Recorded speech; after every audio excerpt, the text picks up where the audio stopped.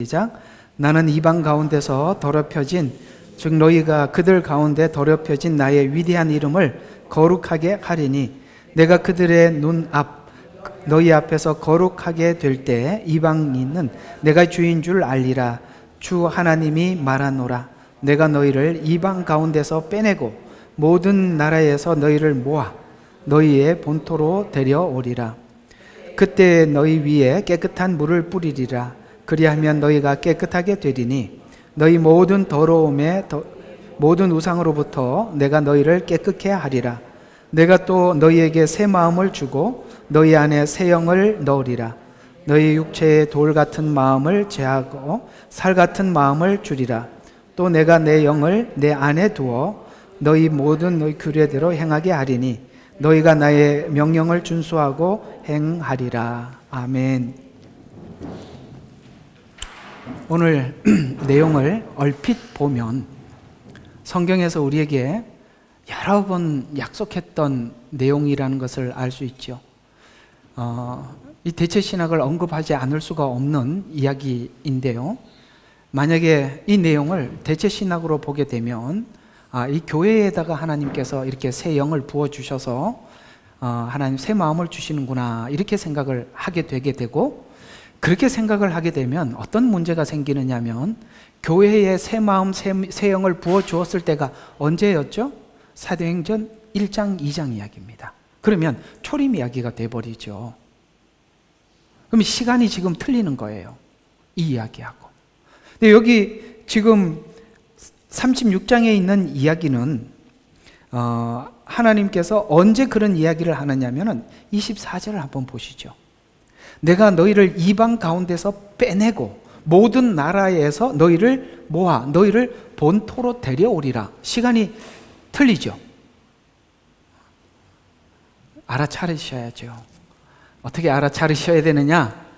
새 마음 새 영을 부어주시는 이야기는 분명히 사도행전 1장 2장에 성령이 와서 사람들의 마음이 하나님 앞에 하나님의 영을 받고 변화된 이야기인데, 그건 분명히 초림에 관한 이야기인데, 여기는 이상하게도 재림 때, 특별히 요 이야기는 이방 가운데서 빼내서 본토로 데리고 오는 것은 알리야거든요. 그러면 이 알리야 운동은 언제 일어나죠? 재림 직전에 일어나는 운동입니다. 그러면 지금 사도행전은 초림 직후에 일어났던 일이고, 지금 여기 금방 읽었던 에스겔서 36장은 재림, 그러니까 7년 환란 후에 하나님께서 7년 환란 직전, 그러니까 알리야 운동이 일어나고 그 다음에 스가랴서에 보면은 7년 환란 중에 하나님께서 이스라엘에게 새 마음 새 영을 부어주신다고 말씀하셔서 시기적으로 분명히 이거는 재림 후의 이야기로 성경은 설명을 하고 있다는 것입니다. 그러니까 대체신학으로 성경을 보면 이 에스겔서는 닫을 수밖에 없어요. 왜? 시간상 너무 안 맞으니까. 근데 이 이야기를 초림 때 이야기로 자꾸 설명을 해버리면 독자들은 성경을 읽어보면 시간이 안 맞기 때문에 그 얘기를 받아들일 수가 없어요. 왜냐하면 이 말은 여기 보니까 지금 이스라엘 백성들에게 이때 영을 부어주시고 새 마음 새 영을 부어주신다고 이스라엘 백성들에게 한 약속인데, 교회는 초림 때 그 마음을 부어주셨거든요. 이해가 가십니까? 이게 대체신학으로 보면, 그래서 이 예언서는 이렇게 열 수가 없어요.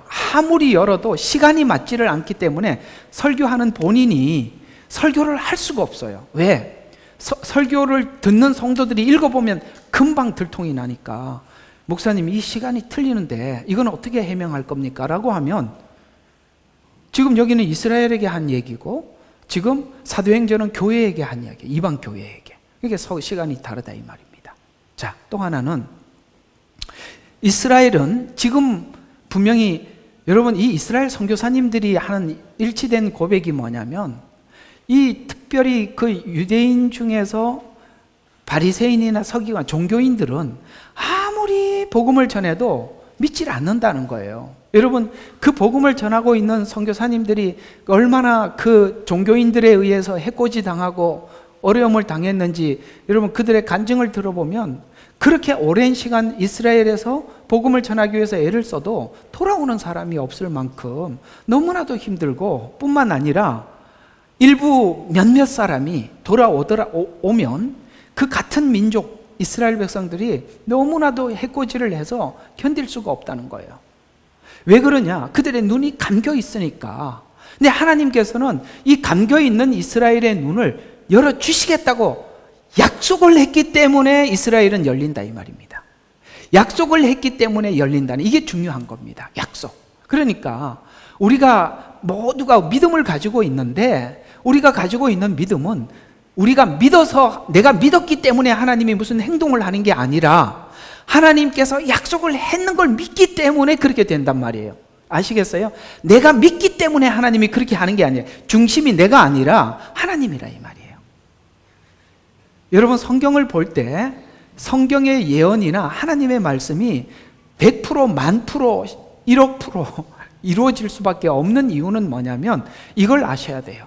하나님께서 에덴 동산에서 아담과 하와가 범죄하고 난 이후에, 여러분 이걸 보세요. 하나님이 찾아오셨는데 가죽옷을 들고 오셨다는 걸 아셔야 돼요. 아시겠어요?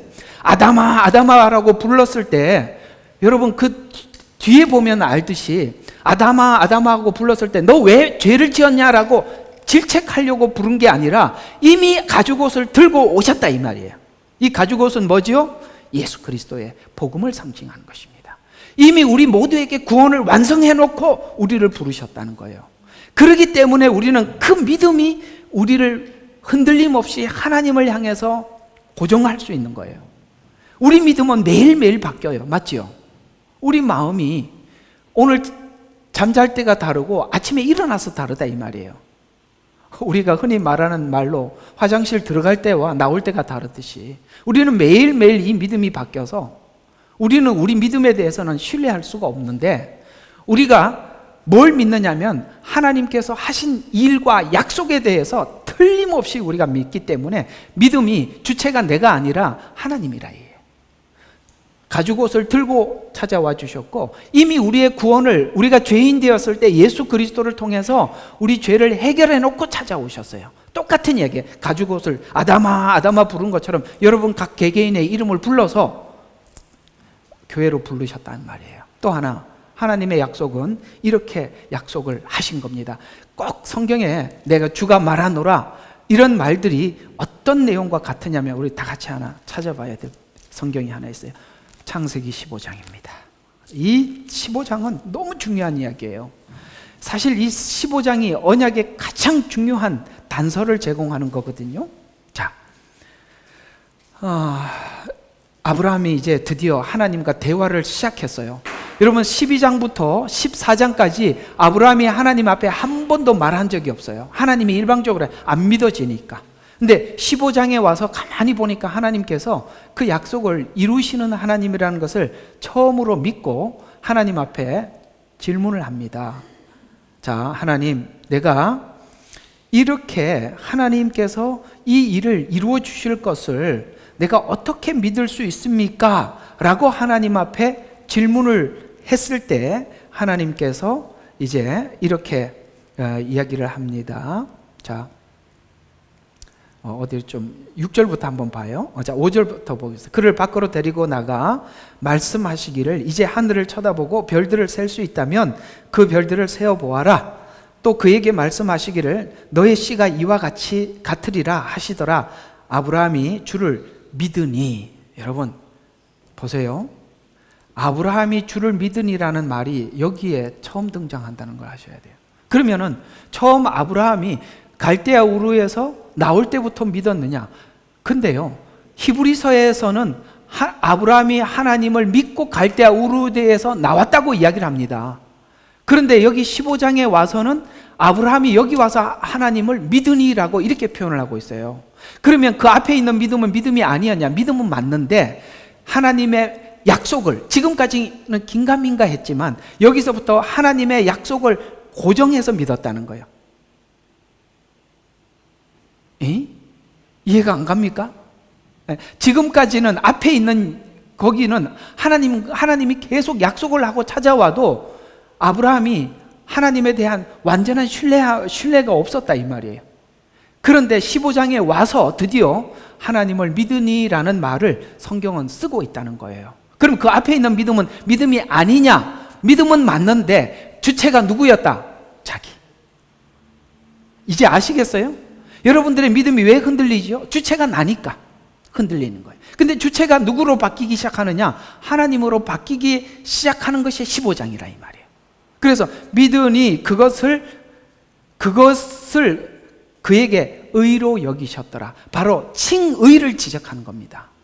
우리가 의롭게 되는 것은 바로 예수 그리스도를 통해서 우리가 구원을 의롭게 되잖아요. 그 칭의를 15장에서 설명을 하면서 주께서 그에게 말씀하시기를 나는 이 땅을 내게 주어 유업으로 삼게 하려고 갈대아 우르에서 너를 불러온 주라. 그때부터 내가 너를 불렀다.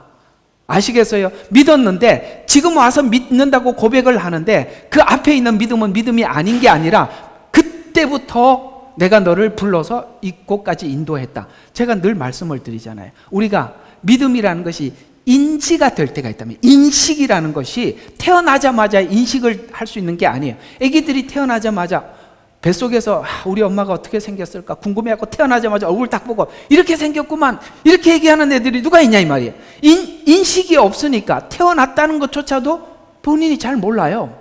근데 어느 순간 애들이 고민을 하기 시작하죠. 어떤 고민을 하죠? 엄마 내가 어떻게 태어났지? 묻기 시작하죠. 그게 바로 인지예요. 15장이 그 장이라 이 말이에요. 그러면은 그 앞에서는 그게 아니었냐? 맞았어요. 맞았지만 인지하지 못했다는 거예요. 이제 이 관계를 이해하시겠어요? 그래서 처음에 믿음은 내가 믿어서 구원을 받는 것 같아요. 주체가 내가 믿어서 나로 가는 거예요. 근데 후반부로 가면 하나님께서가로 바뀌는 겁니다. 그래서 그것이 언제부터 하나님께서 이렇게 준비했었는가라고 질문을 하면은 에베소서에서 언제부터 준비하셨다고 우리의 구원을? 창조 이전에. 이렇게 가는 겁니다. 자, 그래서 계속 쭉 보세요. 그래서 하나님께서 8절이 이제 질문을 하지요. 그가 말씀드리기를 하나님 이 땅을 유업으로 삼을 줄 무엇으로 알리까? 지금까지 약속하신 거 내가 무엇으로 알 수 있습니까? 라고 했더니 이제는 믿음을 하나님의 앞으로 옮기기 위해서 질문을 하는 거예요. 내가 뭘로 어떤 근거로 하나님은 우리에게 나에게 한 말을 믿어야 하지요? 라고 했더니 하나님께서 9절에 주께서 그에게 말씀하시기를 나를 위하여 3년 된 암소 3년 된 염소 그 다음에 순양 산비둘기 집비둘기를 취하라. 그래서 이 모든 것을 주께로 가지고 와서 그것들을 가운데로 쪼개 그 쪼갠 것을 서로 마주 대하여 놓았더니 새는 쪼개지 아니하다. 이게 무슨 말? 쪼갠다라는 말은 이런 이야기입니다. 그 당시에 언약식이 아브라함 시대의 언약식을 사람마다 서로 간에 이렇게 했단 말이에요. 짐승을 잡아놓고 반을 갈라놓고 둘이 손을 잡고 지나가는 것이 언약식이에요. 그래 이게 왜 그런 식으로 짐승을 잡아갖고 갈라놓고 쪼개놓고 지나가느냐면 만약에 둘 중에 이 언약을 어기면 이 짐승과 같이 죽을 것을, 그래서 죽음의 언약이라는 거예요. 이걸. 그런데 아브라함이 이제 그거 함께 하나님이 오시면 손잡고 지나가려고 기다리다 안 와. 그냥 설명을 해드릴게요. 안 와. 그랬더니 깜빡 조는 사이에 어떻게 했습니까? 하나님의 불이 쑥 지나가 버리는 거예요. 무슨 이야기입니까? 둘이 상호간에 언약을 해야 되는데 하나님은 홀로 언약을 하는 게 이게 언약의 가장 중요한 주체입니다. 그래서 우리가 예수님을 믿고 하나님을 믿는다는 것은 우리에게는 1도 근거가 없어요. 왜냐하면 만약에 아브라함과 함께 했더라면 우리가 하나님 앞에 하나님이 요구하는 조건을 만족시켜야만이 언약이 성립이 되는데 그거 없이 하나님이 일방적으로 약속하시고 일방적으로 약속을 지켜가는 거예요. 성경 내내 보세요. 다 그렇게 되어 있습니다. 예수님의 마지막 가장 중요한 언약식 성찬식도 그겁니다. 제자들이 그걸 요구한 게 아니에요. 이건 내 피다, 내 살이다 하고 일방적으로 나누어 준 겁니다. 아시겠습니까? 우리의 믿음은 주체가 내가 아니에요. 하나님이시에요. 그리고 하나님께서 약속하신 것은 반드시 이루세요. 이와 같이 지금 이스라엘이 하나님을 떠나 있다 할지라도 이스라엘이 돌아온 거예요. 여러분, 이스라엘이 돌아온다는 것은 저희들이 이스라엘에 대해서 공부하자는 것이 아니에요. 여러분, 항상 이걸 명심하셔야 돼요. 이스라엘이 돌아올 때 하나님을 알지 못하는 이방인들의 말도 셀 수 없는 무리들이 함께 돌아온다는 것을, 우리가 거기 접붙여 있다는 것을 명심하고 이스라엘의 회복을 생각해야 돼요. 이스라엘만의 회복이 아니라 이스라엘이 회복이 될 때 이방인들도 엄청나게 많이 회복이 되는데, 이스라엘은 숫자를 셀 수 있지만 14만 4천이라고 이방인들은 숫자를 셀 수 없을 만큼 돌아오는 겁니다. 아시겠어요? 지금 우리가 이스라엘을 공부하자는 게 아니에요. 이스라엘이 돌아올 때 우리도 함께 돌아온다는, 이걸 명심을 하고, 왜 그러면 하나님 자꾸 이스라엘 회복만 이야기하느냐? 거기에 항상 깔려 있는 것이 이방인의 회복도 깔려 있다는 거예요. 지금도 제가 참 주구장창 외치고 주장하는 바가 뭐냐면, 7년은 이 환란기지만 이 환란기를 통해서 수많은 영혼들이 추수가 될 것이다라는 이 부분을 많은 분들이 안 믿으려고 그래요. 받아들이지 않으려고 그러는데, 그럼 받아들이지 말아도 괜찮아요. 그때 보세요. 돌아오나 안 돌아오나. 성경 해석을 자기 생각 속에 가두면 안 돼요. 자기 생각 속에 딱 가두니까 확정된 믿음들이 있어요. 그러니까 다른 이야기들을 받아들이지를 못하는 거예요. 우리는 성경을 열어놓고 보는 것이지, 내가 이렇게 볼 거야라고 가두어 놓고 성경을 내 속에다 집어넣는 게 아니라 내가 성경 속으로 들어가는 거예요. 이걸 보고 성경신학이라고 하는 거예요. 아시겠습니까? 그래서 성경에 보면 어떤 때는 이게 모순되는 것도 막 있어 보여요. 그래도 그 모순된 것들은, 여러분, 우리 사고를 내려놓고 모순되듯이 말을 하고, 그 모순돼 보여도 그 모순되는 것이 하나님의 어떤 일을 해가기 위해서 모순되이 보이더라도 우리는 그 모순된 것조차도 뭐한다? 받아들이는 거예요. 왜? 하나님이 오르니까. 오케이? 명강이 맞나요? 네, 모순되더라도 받아들이는 거예요. 왜? 하나님 말씀이니까. 네. 우리가 아무리 이렇게 생각을 하더라도 성경이 그렇다 그러면 우리는 돌아서는 겁니다. 이것이 바로 믿음이. 왜? 주체가 내가 아니니까. 아시겠어요? 하나님이니까. 그래서 하나님께서 일방적으로 쑥 지나가시고, 이런 식으로 성경의 약속은 계속 되어 있어요. 구약도 그렇게 되어 있고. 이와 같이 이스라엘은 왜 회복이 될 수밖에 없냐? 하나님이 약속했기 때문에.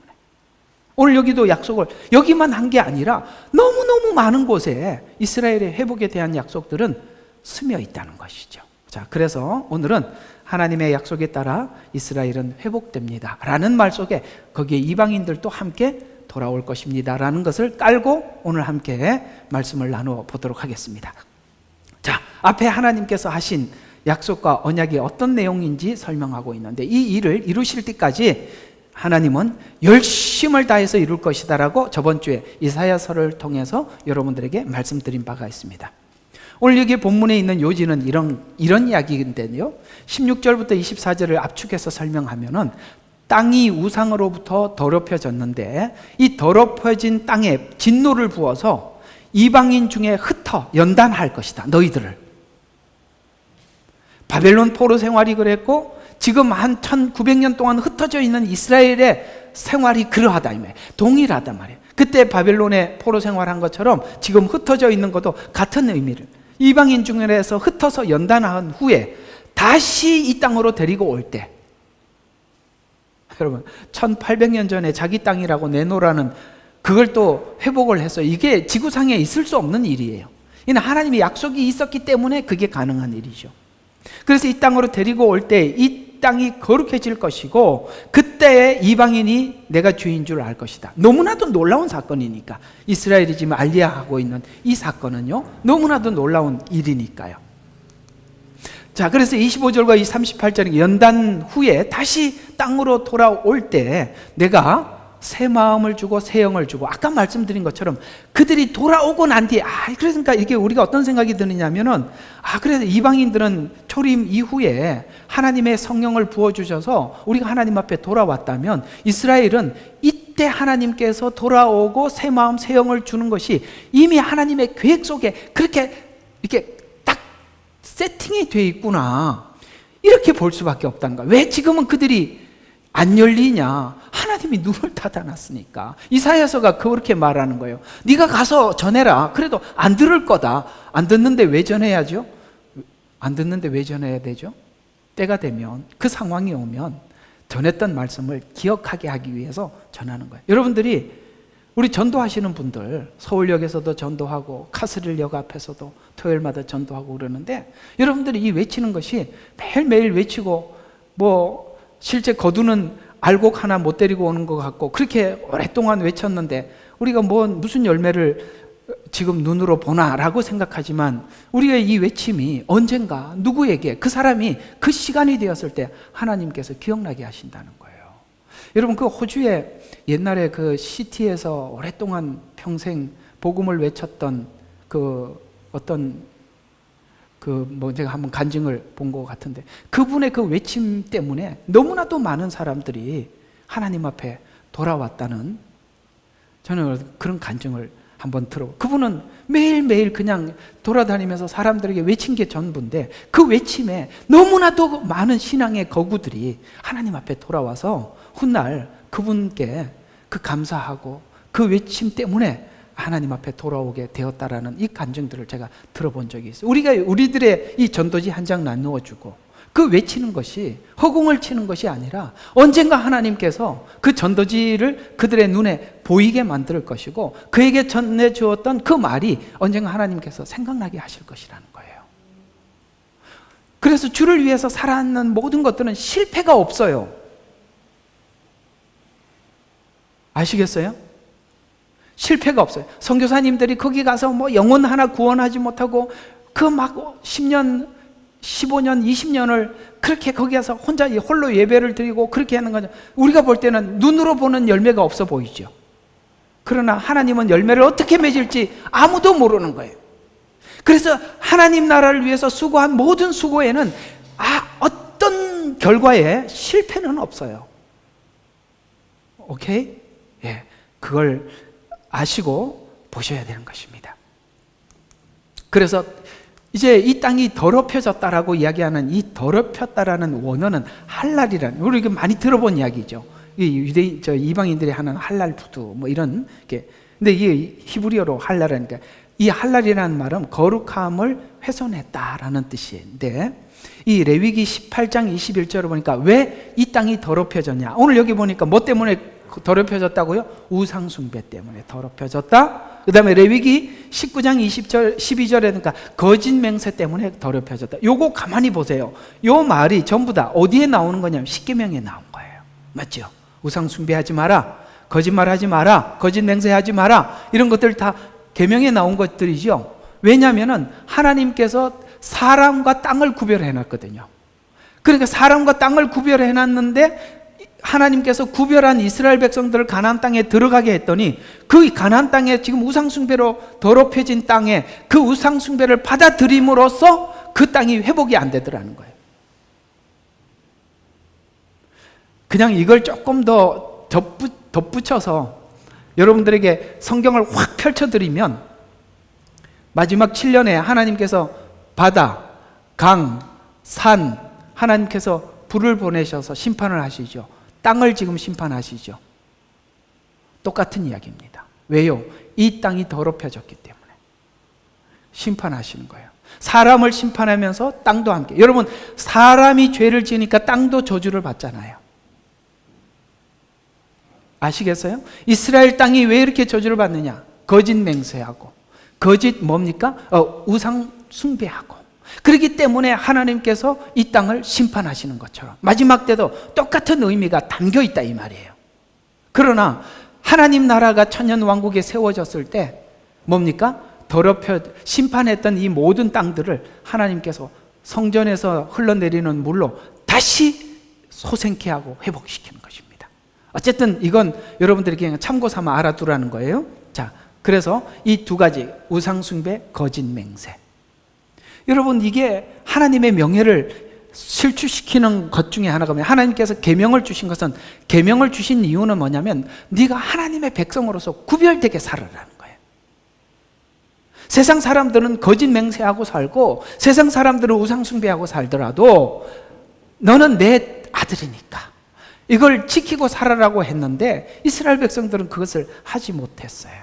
그래서 이 땅을 회복시키려면 이스라엘 백성들을 돌이켜야 해요.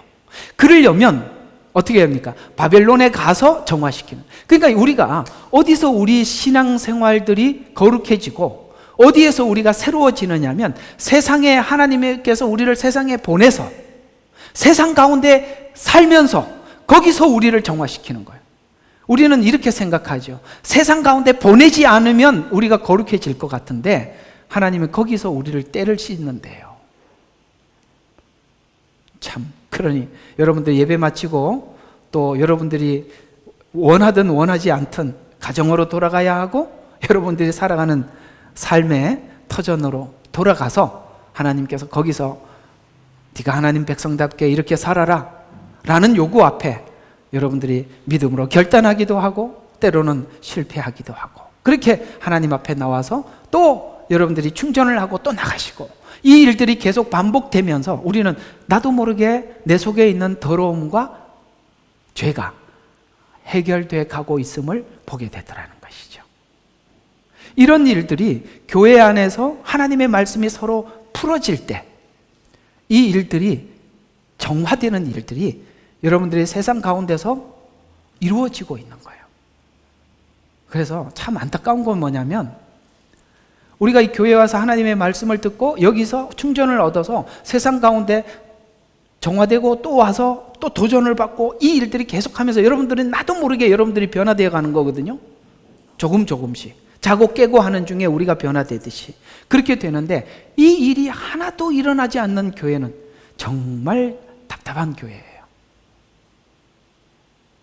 교회는 그러기 위해서 하나님이 세우신 거거든요.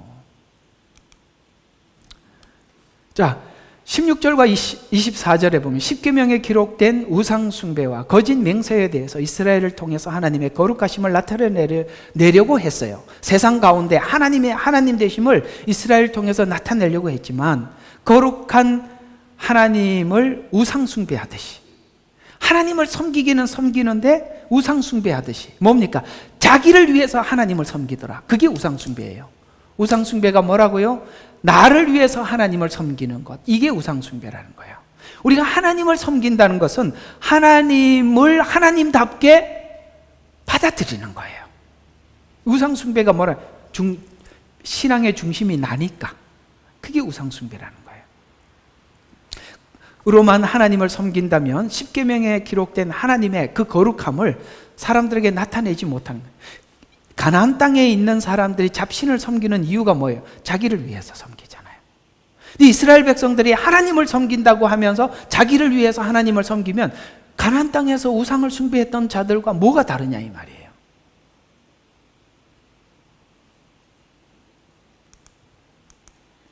또 거짓 맹세는 하나님을 기만하는 행위로 하나님의 이름을 기만하는 행위가 되는 것입니다. 그렇죠? 거짓 맹세. 여러분, 이 신약에 와보면 이 거짓 맹세가 어디까지 갔어요? 성전으로 맹세하고, 그 다음에 하늘을 두고 맹세하고, 그러면서 그 맹세에 이런 맹세가 있대요. 고르반이라는 맹세가 있대요. 고르반이 뭐죠? 내가 하나님께 내가 살면서 내 모든 재물들을 하나님 앞에 드리기로 서약합니다, 이렇게 한 걸 보고 고르반이라는 거예요. 그러면 하나님이 질문을 해요. 야, 그래, 네가 믿음의 결단을 잘했구나.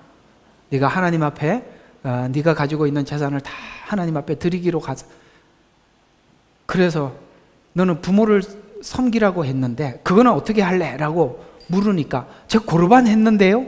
이 고르반이 뭐예요? 하나님께 드리기로 약속을 했기 때문에 부모에게 돌아갈 몫이 없다 이 말이에요. 그게 고르반이라는 거예요. 근데 이 고르반은 이 맹세는 어떤 약점을 가지고 있냐면, 언제 드릴지 날짜가 없어. 그럼 드리겠다고 약속해놓고 죽어버리면 그만이에요. 이렇게까지 맹세를 기만했다 이 말이에요. 알아들으셨어요? 그래서 성경은 뭡니까? 부모에게 돌아갈 것과 하나님께 돌아갈 것을 구분하라는 거예요. 이해가 가십니까? 이 맹세라는 것이 얼마나 하나님을 기만하게 할 수 있는 것인지를 성경은 고르반을 통해서 우리에게 말씀하고 있다. 그러니까 이 우상 숭배와 거짓 맹세는 묶여 있어요. 하나님께서 제게 이렇게 축복해 주시면 제가 하나님께 모든 걸 다 드리겠습니다라는 이 거짓 맹세들 우리가 얼마나 많이 하는 거예요. 하나님 주세요. 저는 틀림없는 사람이니까 주세요. 하나님이 내게 주시면 하나님 앞에 다 드립니다. 그게 우상 숭배와 거짓 맹세가 묶여 있는 거예요. 하나님을 기만하는 행위라 이 말입니다. 그렇게 이런 신앙들이 팽배해 있으니까 이 땅이 더럽혀졌다는 거예요. 하나님은 이 땅을 그대로 두고 볼 수가 없어요. 그래서 회복시키기로 결정을 하고 바벨론으로 보내기로 하신 것입니다. 하나님은 우상 숭배같이 섬겨야 할 대상도 아니고 맹세로 기만할 대상이 아님을 포로 생활을 하면서 우상을 섬기는 자들의 인격을 경험하면서 여러분 타국이 특별히 이 바벨론이라는 나라 여러분 이 바벨론은 우리가 가만히 연구를 해보면 지금 현재 무슬림이 대부분이 바벨론의 어떤 영적 흐름을 가지고 있어요. 그러니까 이상하게 이 무슬림은요 유대인들을 너무너무 싫어해요. 그렇죠? 그러니까 그 인격이 없고 뿐만 아니라 하나님을 섬기는 유대 민족을 싫어하는 그 바벨론에 들어갔으니까 여러분 한번 생각해 봐요. 얼마나 그들이 거기서 학대를 받았겠어요. 그렇죠? 그러니까 무인격자인 바벨론의 지배를 받으면서 인격자인 하나님과 비교를 해보는 거예요. 이게 둘째 아들 이야기 아닙니까? 먼 나라로 가서 흥청망청 살았어요. 나중에 뭡니까? 돼지 먹는 쥐염 열매를 먹으면서 뭔 생각을 하느냐? 아버지 집에 그 아버지가 종들조차도 얼마나 인격적으로 대하는지를 생각해 보는 거예요. 그래서 스스로 돌이켜 아버지께로 돌아. 왜 하나님이 이렇게 보내느냐? 스스로 돌아오라는 거예요. 스스로 돌아온다는 것은 내 자유의지가 하나님을 섬기기 위해서 되돌아오는 거야. 인격과 인격의 만남을 위해서 돌아오는 거예요. 그래서 우상은 어떤 특징을 가지고 있느냐면 우상은 인격이 없어요. 우상은 인격이 없어요. 하나님은 인격이 있어요. 우리 신앙이 반듯해지려면 인격을 가진 신앙이 되어야 해요. 우리 하나님을 항상 내 앞에 모심이여라고 시편에 말한 것처럼 하나님이 내 앞에 계시는 것 같이 살아라는 거예요. 그게 인격이에요. 인격자 그 하나님이 내 앞에 있는 것처럼 눈속임하지도 말고 그 순간 위기 모면하지도 말고 하나님이 내 앞에 있는 거죠. 아시겠어요? 네. 그래서 그 인격을 경험하면서 하나님의 거룩함을 비교하여 회복할 것이다. 그래서 21절에 보니까 이스라엘을 회복해야 하는 이유가 내 거룩한 이름을 안타깝게 여기기 때문이라. 하나님의 영예를 회복하기 위해서라도 하나님은 이스라엘을 회복시킬 것입니다. 그래서 하나님의 영예가 누구에게 딱 걸쳐져 있냐? 우리 어깨에 딱 걸쳐져 있어요. 그러니 여기는 우리 회복도 있지만 하나님의 영예도 우리 어깨에 올려놓으시고 우리가 무겁긴 하지요. 여러분들이 잘못하면 누가 욕을 먹죠? 하나님이 욕을 먹습니다. 우리가 뭘 좀 실수를 하면 너 어느 교회 다녀? 이거부터 묻고 교회 다니는 사람이 왜 그래? 이렇게 하면 교회 다니는 사람이 왜 그래가? 하나님이 그런 분이야? 이런 말도 담겨 있고, 그죠? 하나님이 그렇게밖에 안 가르쳐 주던 뭐 이런 말도 담겨 있듯이 하나님의 영예를 뭐예요? 아브라함 어깨에다 올려놓고 우리 어깨에다 올려놨는데 하나님의 영예가 이방인으로부터 조롱을 받지 않게 하기 위해서라도 하나님은 우리를 회복시키신다 이 말입니다. 그래서 하나님은 하나님의 이름과 영광을 우상에게 빼앗기는 것을 절대 원하지 않기 때문이죠. 이사야서 42장 8절, 우리가 잘 알고 있는 성경 구절인데요. 나는 주니 그것이 내 이름이라. 나는 내 영광을 다른 자에게, 내 찬양을 새긴 형상에게 주지 아니하리라.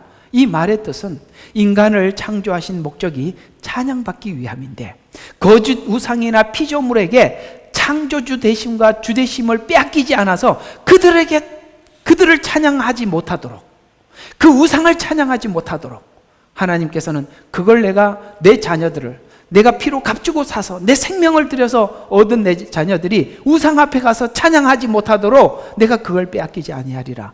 이렇게 하나님은 맹세하고 계시는 것입니다.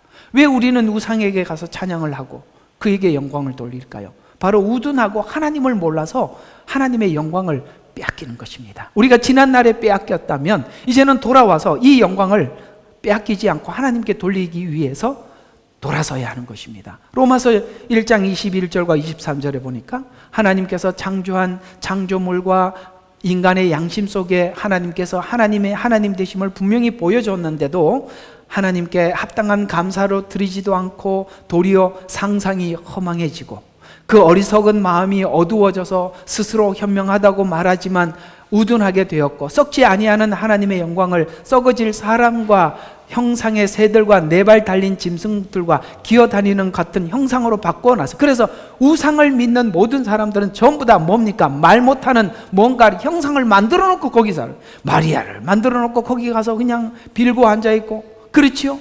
여러분, 그 부처도 보세요. 돌로 사람이 깎아놓고 그게 신이, 아니 사람이 금방 깎아놓고 그게 어떻게 신이 됩니까? 조금 전에 그 석공이 와서 깎았는데요. 그래서 여러분 그거 아세요? 불교에 가보면 점안식이라고 있어요. 점안식이 뭐냐면 부처를 만들었는데 부처가 세상을 아직 보지를 못해. 눈이 없어서. 그래서 눈을 만들어주는 게 점안식이에요. 아니 사람이 눈을 그려줘야 세상을 볼 수준밖에 안 되는 신이면, 아이고 난 진짜 왜 그러냐면 사람이 어리석어서 그렇다는 거예요. 여기 로마서 1장에 어리석어서 마음이 썩어지고 어두워지고 스스로 현명하다고 자기가 똑똑하다고 말하는데 너무 우둔하다 이 말이에요. 그래서 뭘 한대? 형상을 만들어 놓고, 안 보이니까 형상을 만들어 놓고, 이게 신이라는 거예요. 그래서 여러분 거기 그 10가지 재앙에 보면 전부 다 그런 것들이잖아요. 메뚜기 재앙, 개구리를 신으로 여기고 메뚜기를 신으로 여기고, 이게 뭐 정신 나간 사람들이죠. 눈에 보이는 바로를 신으로 보고 이렇게 하더라는 거예요. 인간이 어두워지니까. 참 우리도 주님께서 우리를 안 불렀더라면 우리도 충분히 그럴 가능성이 있는 사람들이에요. 맞지요? 예. 저희 집도 조상 대대로 뭐 불교, 유교 막 지겹습니다. 아주. 왜 너무 재산은 왜 이렇게 많습니까? 뭐 맨날 물어봐. 이게 무슨 재산이냐고 물어보면 몇 대손이다. 아이고 머리 아파요 진짜. 그것도 하는 거 보면은 귀신이 와서 먹는 시간에 전부 다 엎드려 있으래. 그러면 지금 밥 먹고 있는 중이라는 거예요. 세상에. 민망해서 우리가 보고 있으니까 못 먹나? 참 인간이 만들어 놓은 게 얼마나 유치하고 그러냐 이 말이에요. 왜? 어두워지니까. 자기가 똑똑하다고 만들었는데 그렇게 만들더라는 거예요. 그래서 하나님을 섬기는 자들도 우리가 하나님을 섬기지만 탐욕을 채우기 위해서 구하였더니 사단이 우상을 만들어 놓고 여기다 그 경배하라는 거예요. 이게 마지막 때 나타날, 분명히 모든 사람에게 드러날 징조예요. 우상을 만들어 놓고 말하게 하고, 아시겠습니까? 그 통제하고 지배하는데 표를 받아갖고 우상이 원하는 대로 살아가더라는 거예요. 그래서 구하였더니 사단이 우상을 만들어 놓고 그것을 섬기라 하여 썩지 않는 하나님의 영광을 우리가 가지고 있는데 썩을 우상에게 우리가 다 빼앗기더라는 거예요. 하나님이 예수님을 십자가에 못 박아서 그걸 되찾아왔다. 그 영광을 찾아왔다는 거예요. 그 영광을 우리에게 올려놨더니 또 그걸 섬기러 가더라. 그래서 우리에게 묻는 거예요. 또 섬기러 갈래? 대답 좀 해봐요. 묻잖아요. 또 섬기러 갈래? 이렇게 네가 존칭을 안 해서 대답을 안 하나요? 또 섬기러 가시겠습니까? 그럴 수는 없는 거예요. 우리를 하나님께서 이렇게 바꿔놓은 게 기적이라는 걸 아셔야 돼요. 이게 여러분들이 단순히 누구나 이게 아니요 이 말을 누구나 할 수 있는 게 아니라 이 말이에요. 구원의 감사함은 우리를 사랑하심도 있지만 하나님께서 하나님의 영광을 회복시키기 위해서 성도를 회복시킨다는 하나님의 목적 때문입니다. 그래서 성도는 하나님께서 그리스도 안에서 회복시키는 것입니다. 이 회복을 위해서 새 영을 주시고 새 마음을 부어주심으로 회복을 시작하는 것입니다. 하나님의 새 영을 부어주셔서 회복하는 시기가 오늘 이스라엘에게는, 이방인에게는 초림 이후에, 이스라엘은 재림 때, 오늘 천년 왕국을 하면서 왜 이스라엘 백성들은 메시아를 천년 왕국 때 메시아로 이해하는지 오늘 딱 세팅을 해놨으니까 저녁 때 들어보시면 돼요. 그래서 이스라엘 백성들은 메시아를 항상 우리가 초림 때 뭡니까? 십자가를 지고 가는 메시아를 생각하지 않고 천년 왕국의 메시아로 생각하는 이유가 있어요. 근데 그 믿음대로 하나님께서 그때 이스라엘의 눈을 열어주신다는 거예요. 알아들으면 좋겠습니다. 자, 어쨌든 보십시다. 그래서 회복하는 시기가 25절에 보니까 이스라엘이 본토로 돌아오는 시점이라고, 그게 시작이라고 이야기를 하는 거예요. 무화과 나무의 비유를 배우라. 그 가지가 유연하고 잎이 나오며 여름이 가까운 줄 너희가 아나니, 이와 같이 너희도 이 모든 것을 보면 그 일이 가까이 곧 문들 앞에 이른 줄 알라 라는 말이 7년이 가까이 왔다라는 말도 되고 이스라엘이 회복이 가까이 왔다는 말도 되는 것입니다. 그래서 진실로 내가 너희에게 말하노니 이 세대가 지나가, 요게 참 난해한 구절이에요. 근데 이게 하나도 난해하지 않아요. 이 세대가 지나가기 전에 이 모든 것이 이루어지리라 이렇게 말씀하셨는데, 요 세대가 도대체 뭐냐? 이게 이제 세대주의자들이 세대를 나누게 된 그걸 여기서 가지고 오는데, 잘 봐요. 이 세대라는 말은, 제가 그랬잖아요. 지금 대화를 누구와 하고 있어요? 이스라엘과 예수님의 대화예요. 그럼 이스라엘은 이미 그 아브라함의 후손이고 언약의 후손들이에요. 그러면 이스라엘이 보는 세대는 초림이나 재림이 묶여 있다는 거예요. 같은 세대로 보는 거예요. 이거 무슨 소리야? 이제 우리 교회 다녔으면 이 정도는 알아들을 때가 됐어야죠. 우리가 눈으로 볼 때는 이 세대가 초림, 지금 2024년 맞죠? 그러니까 2024년이 지나가고 있잖아요. 근데 이게 한 세대가 아니잖아요. 우리 생각으로는. 이게 어떻게 한 세대입니까? 2000년이 지났는데. 근데 왜 이스라엘에게는 한 세대냐? 지금 예수님은 이스라엘 백성들과 대화를 할 때 초림과 재림을 묶어서 계속 설명을 하고 있어요. 그러니까 초림과 재림이 말세라는 한 세대예요. 말세라는 한 세대. 그래서 이스라엘은 지금 초림과 재림이 한 세대로 묶여 있고, 우리 느낌에는 아닌데 2000년이 그 사이에 있는데 그거는 이방인의 세대니까 빠진 겁니다. 오케이? 간단하죠. 대체 신학이 들어가니까 이 세대가 묶여지질 않는 거예요. 그러나 예수님이 지금 얘기하는 것은 초림과 재림을 한 세대로 묶어서 말을 하고 있는 것입니다. 지점 자체가 초림이라는 한 지점, 재림이라는 한 지점, 그 사이에 깊은 많은 시간이 흘렀는데 요 두 지점을 계속 이야기해요. 성경을 보세요. 모든 예언에 하나님께서는 초림과 재림을 같이 묶어놓고 대화를 하십니다. 다니엘서에서 한번 이 이야기 많이 해드렸었습니다. 더 이제 자존심 상해서 못하겠어요. 이걸 아셔야 돼요. 정말 이 부분은 이 대체 신학이 완전히 닫아놨어요. 내가 정말 여러분들에게 말씀을 드렸어요. 한 세대. 근데 이 한 세대를 설명하는 걸 보면 대체 신학으로 설명하니까 이상하게 설명을 해 들어가는 거예요. 꼭 기억하세요. 어디를 보든지 간에 초림과 재림을 묶어놓고 계속 이스라엘 백성들과 그 사이에 이방인의 때를 없애버렸단 말이에요. 됐습니다. 그래서 이 세대가 지나가기 전에 이 모든 것이 이루어지리라는 이 세대는 말세라는 한 세대가 묶여 있다. 됐죠? 꼭 기억하세요. 이게 너무 중요한 부분이에요. 예언서를 푸는데 이걸 모르면 어디 가서도 무조건 꼬이게 되어 있어요.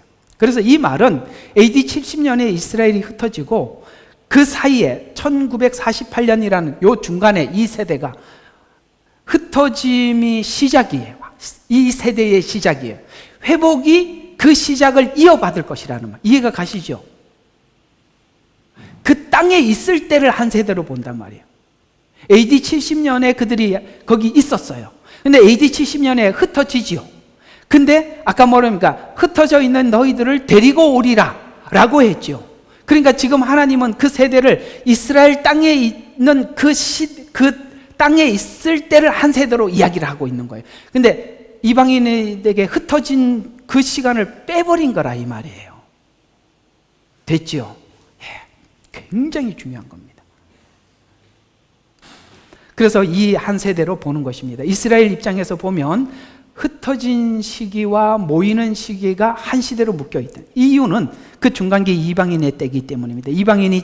이스라엘이 독립하여 마지막 7년의 신호탄이 온 세상에 주님의 뭐라고요? 문 앞에 이른 줄 알라 라고 해서 온 세상에 알리게 되고 재림으로 모든 상황이 마무리되는 거예요. 그러니까 재림이 문 앞에 있다는 것을 우리에게 세상에 공포하는 것이 바로 1948년에 이스라엘의 독립입니다. 그래서 재림으로 마무리되는 그 시간은 아무도 모른다고 분명히 말씀을 하고 있는데 이 마태복음 24장 36절 날과 시간은 아무도 모르고 왜 여러분 보세요. 이 말도 잘 보세요. 날이라고 말하고 시간이라고 말을 하고 있다는 것은 날 중에 하루라는 날 중에 어떤 시점이 분명히 있다는 거예요. 두리뭉실하지 않습니다. 예언이. 그래서 날과 시간은 아무도 모르고 천사도 모르고 오직 아버지만 아신다라고 하셨기 때문에 지금까지 성령님이 재림 날짜를 알려줬다라는 것도 가짜고 예수님이 알려줬다는 것도 가짜라는 거예요. 왜? 아버지만이라고 딱 압축을 시켰다 이 말이에요. 아시겠습니까? 그건 하나님께서 누구에게도 알려줘요. 당신의 뜻 시간 안에 있는 거예요. 여러분 이스라엘의 결혼식을 보면 약혼을 하고 신랑이 아버지 집으로 가서 신부와 함께 살 집을 장만을 하고 아버지가 어느 날 신랑에게 아들에게 신부를 데리고 와라 라고 말하는 것은 신랑이 아버지에게 쫄라서 하는 게 아니라 아버지가 결정한 어떤 시간과 날이 있다는 거예요. 그래서 우리가 지금까지 이 재림 날짜를 가지고 많은 사람들을 속여왔어요. 뭐라고 속였냐면은 이렇게 속였다고요. 자기에게 재림 날짜를 가르쳐 줬다는 거야. 근데요, 어떻게 가르쳐 줬냐니까 성령님이 가르쳐 줬대.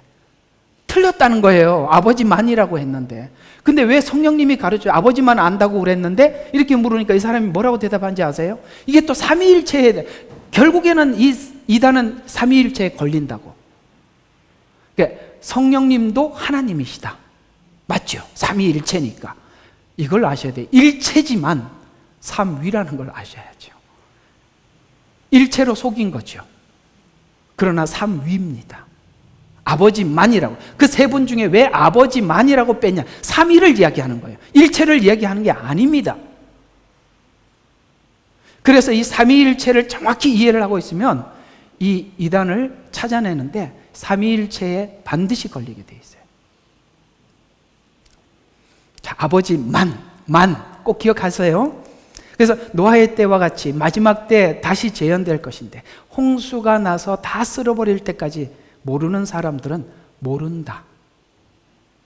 참 신기하죠. 시간이 다 왔는데 모르는 사람들은 끝까지 모르고 그냥 일상생활을 한다는 거예요. 일상생활. 여러분 이게 왜 표를 받죠? 일상생활이 지속되어야 하기 때문에 표를 받는 것입니다. 일상생활. 먹고 마시고 매매를 해야 먹고 마시잖아요. 왜 그렇게 그 가까이 왔다고 아무리 말을 해도 듣지를 못해. 왜요? 듣지 못하니까. 모른다고 얘기해서 홍수가 나서 다 쓸어버릴 때까지 모르는 사람들이 그냥 비가 와도 그냥 평상시에 오는 비가 오는갑다 이렇게 생각을 하죠. 마태복음 4장 39절에 보면 홍수가 나서 그것을 다 쓸어버릴 때까지 그것을 알지 못하던 것과 같이 인자의 오심도 그러하리라. 오시는 날도 하나님만 정하시고 모르는 사람은 끝까지 모른다고 말씀하고, 그러나 에스겔서에서는 그날이 가까이 올수록 어떤 일이 일어날 것인지 과거에 있었던 바벨론 포로 생활을 통해서 이미 목적과 날짜가 정해져 있다는 거예요. 이스라엘은 포로 생활을 하고 있지만 그 포로 생활로 이스라엘의 나라가 끝나는 것이 아니라 이미 포로 생활을 하기 전에 뭡니까? 돌아올 기간을 예레미야를 통해서 70년이라고 못을 박아두었다 이 말이에요. 이스라엘 백성이 AD 70년에 흩어졌지만 하나님께서 그 나라에서 흩어진 민족들을 데리고 올 것이라고 약속하고 보낸 거예요. 왜 이런 일들이, 기가 막히는 기적과 같은 일들이 일어날 수밖에 없는가? 하나님의 약속 때문에. 가장 중요한 것은 그거예요. 하나님이 약속했기 때문에 이루어진다는 거죠. 그래서 목적과 날짜가 정해져 있고 예언대로 이루어 가실 것을 말씀했습니다. 고난을 받으면서 하나님을 알게 될 것이고 믿음이 있는 자는 고난 가운데 끝까지 자신을 지킬 것이기 때문입니다. 이 시간에 이스라엘 백성들은 초대교회에 임했던 성령을 받아들이게 되고 변화될 것입니다. 스가랴서 12장이 그거죠. 내가 다윗의 집과 예루살렘 거민 위에 은혜의 영을 부어주리라. 그러면 그들이 찔렀던 나를 볼 것이요. 그때서야 드디어 예수님을 보게 되더라. 지금은 예수님을 믿질 않죠. 하나님은 믿지만 예수님을 안 믿죠. 그들이 그들을 위하여 애통하리니 마치 어떤 사람이 자기 외아들을 위하여 애통함 같을 것이요 그들이 그를 위하여 비통에 잠기리. 마치 어떤 사람이 자기 처자들을 위하여 비통에 잠기듯 하리라. 그날에 예루살렘에 큰 애통이 있으리니 마치 무기또 골짜기 하닷 림몬의 애통과 같으리라. 은혜의 영이 임하면 예수님을 찌른 자가 자기 자신임을 알게 될 것이고 그 애통이 지금까지 속되게 하나님을 섬겼던 것에서 돌이켜 영광의 하나님을 섬기게 될 것입니다. 스가랴서 13장 1절과 2절을 보니까 그날에 다윗의 집과 예루살렘 거민들에게 죄와 불결을 씻는 셈이 열리리라. 이게 뭡니까? 회개가 일어난다는 거예요. 그래서 만군의 주가 말하노라. 그날에 내가 그 땅에서 세운 우상들의 이름을 끊으리니 그리하면 그들이 더 이상 기억되지 아니하리라. 내가 또 한 선지자들과 더러운 영을 그 땅에서 떠나게 하리라. 이게 뭐죠? 요한계시록에 가보면 1000년 동안 무적행에 가둬버린다는 거예요. 떠나게 하리라. 그리하면 그들이 더 이상 기억되지 아니하리라. 내가 또 한 선지자와 더러운 영을 그 땅에서 떠나게 하리라. 7년에 있을 영적 상황을 잘 설명한 내용입니다. 성령 강림으로 회개와 돌이킴, 애통이 있을 것이며 지금까지 해결하지 못했던 죄를 돌이키고 우상을 끊는 회복이 있을 것이라 라고 말씀을 하시는데 무엇이 임하면? 하나님의 영이 임하면.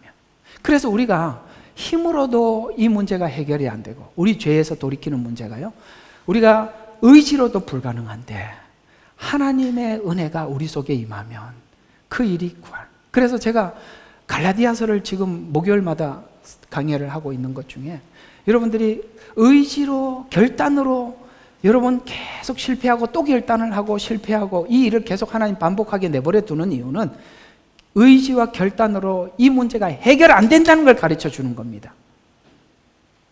은혜를 구하세요. 하나님의 은혜가 결단하게 해야 해요. 그 은혜가 죄로부터 떠나게 하고 우상으로부터 결별하게 만드는 것이에요. 은혜 없이 결단하게 된 것은 원점으로 돌아오는 것입니다. 그래서 오늘 이스라엘 백성들에게 이 은혜를 주어서 우상으로부터 돌이키게 하리라. 더 이상 이들이 타락하지 않는 이유는 거짓 선지자들과 더러운 영이 이 땅에서 떠나게 해서 천년 왕국 동안 쇠사슬로 묶어두고 영원한 불못에 던져지게 될 것이기 때문입니다. 그래서 32절 보니까 그러니 이스라엘아 너희 지금 너희 수치를 알고 부끄러워하며 돌아와라. 부끄러워하면서 돌아와라. 왜 부끄러워해? 자기 죄를 자기가 느끼고 돌아와야 그 죄에서 자발적으로 돌이킴이 있으니까. 그래서 부끄러워하며 돌아오라. 35절 보니까 폐허가 된 예루살렘을 다시 일으켜 에덴같이 만들어 회복할 것이다. 잘 기억하세요. 왜 천년 왕국이 다시 있어야 한다고요? 에덴을 회복시켜 주는 것입니다. 정확하게 에덴 동산과 같이 되는 시간이 수천년이라는 시간을 통해서 하나님이 회복해 주는 겁니다. 여러분, 이 에덴 동산은 사단의 속임수에 의해서 우리가 쉽게 빼앗겨 버린 거예요. 그러면 하나님께서 그 속임수에 의해서 쉽게 빼앗겨 버린 것을 무시해 버리고 천년 왕국을 통해서 그걸 다시 회복시키지 않고 새하늘과 새 땅으로 들어가면 하나님은 사단에게 한 수 지고 끝난 겁니다.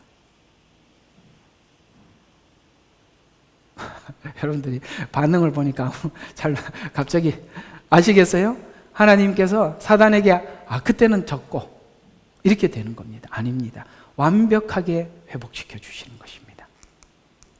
천년 왕국의 통치를 약속하는 것입니다. 36절에 보니까 이 일을 위해서 하나님은 지금 약속하신 그대로 행할 것이다 라고 약속을 하십니다. 왜 하나님은 이 방법을 취한 걸까요? 바로 은혜의 영이 임하였음을, 은혜를 알아봐야 하기 때문에. 중요한 것은 이걸 아셔야 돼요. 우리가 복음을 전해서 그가 복음을 받아들이면 하나님의 은혜를 입게 되잖아요. 문제는 이 은혜가 얼마나 큰지, 은혜라는 단어처럼 세상에 무한한 게 없어요. 창조보다 큰 거거든요. 맞지요? 이 은혜는 세상의 우주보다 커요.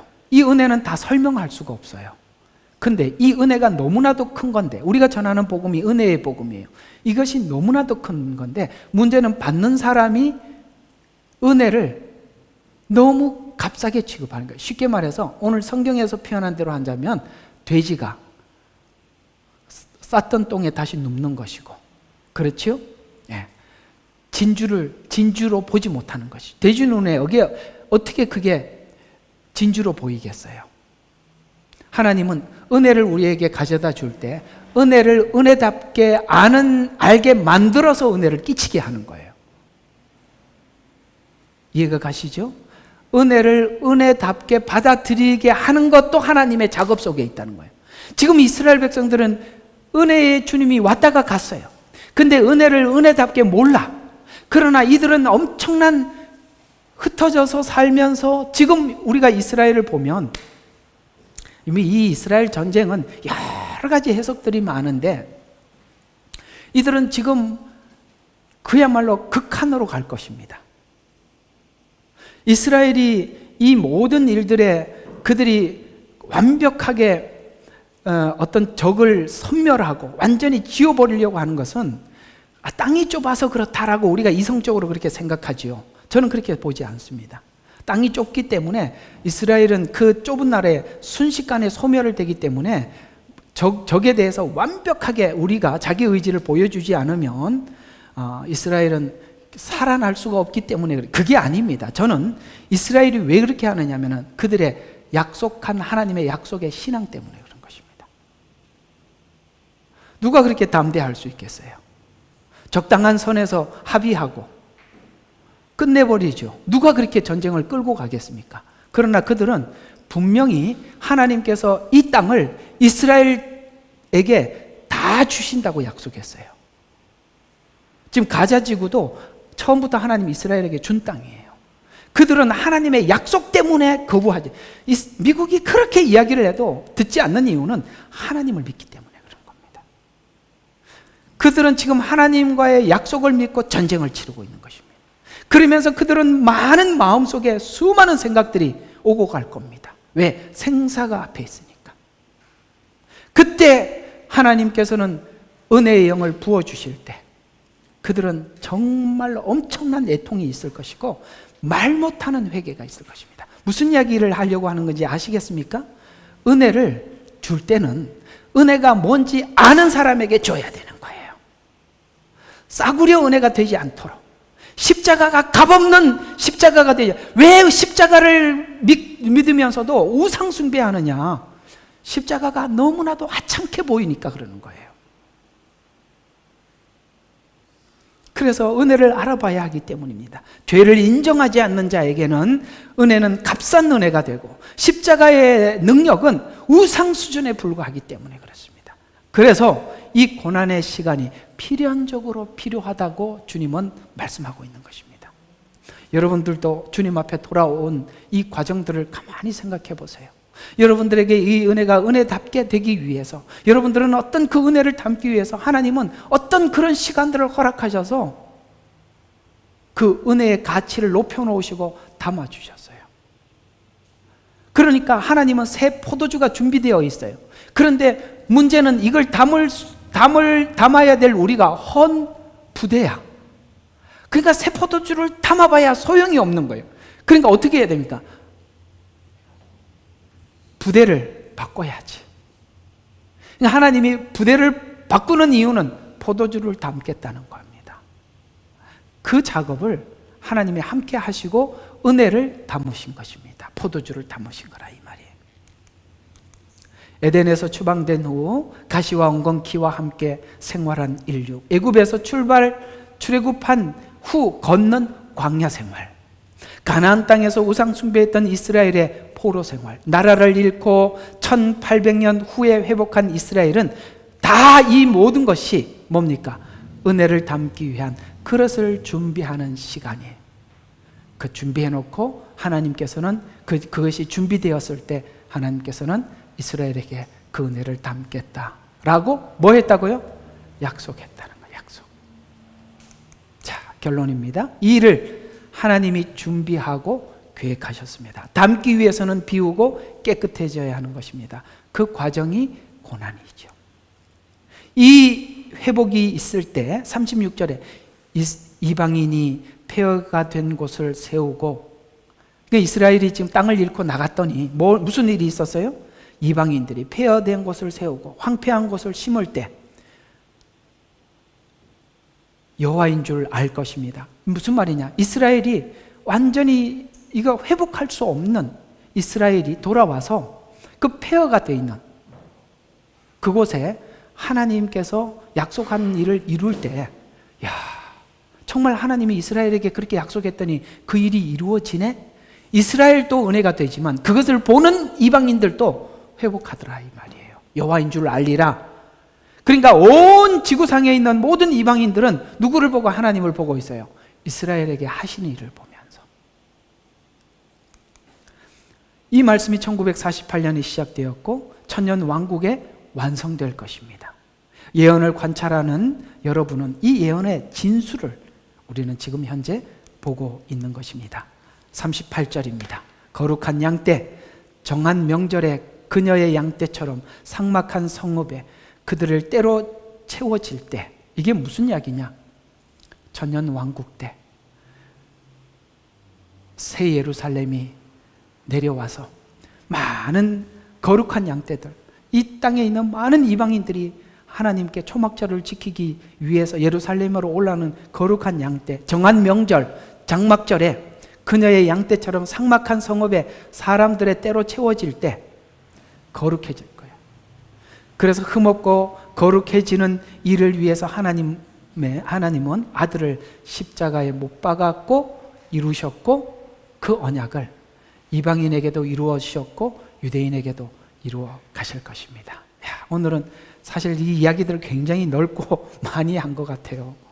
그러나 오늘 이 개념들은 왜 하나님께서 이게 지금 이스라엘의 회복이 이스라엘 하나만의 회복이 아니라 이들의 회복을 통해서 온 땅에 하나님 마지막 대부흥 대추수가 은혜의 영이 이스라엘에게만 임하는 것이 아니라 모든 이방인들에게도 임하게 되어서, 이스라엘에 보면은 7대 절기가 있는데 봄절기가 있고 가을절기가 있죠. 봄절기는 씨를 뿌릴 때 하나님께서 뿌리는 씨 때문에 비를 주신다면, 마지막 추수 때는 추수를 위해서 주시는 비가 있어요. 근데 이 퍼센트를 보면은 씨를 뿌릴 때 내리는 비는 30%, 추수 때 내리는 비는 70%. 마지막 추수 때는 사도행전에 일어나는 일 훨씬 상회하는 놀라운 하나님의 역사가 나타나게 될 것입니다. 그때 복음을 아는 여러분은 이 복음을 전하는 주인공이 되시기를 바라고, 이번에 캠프 가셔서 선교와 전도라는 주제로 우리가 함께 나눌 때 많이 은혜가 되시기를 주의 이름으로 축원합니다. 기도하고 마치겠습니다. 하나님 아버지 감사합니다.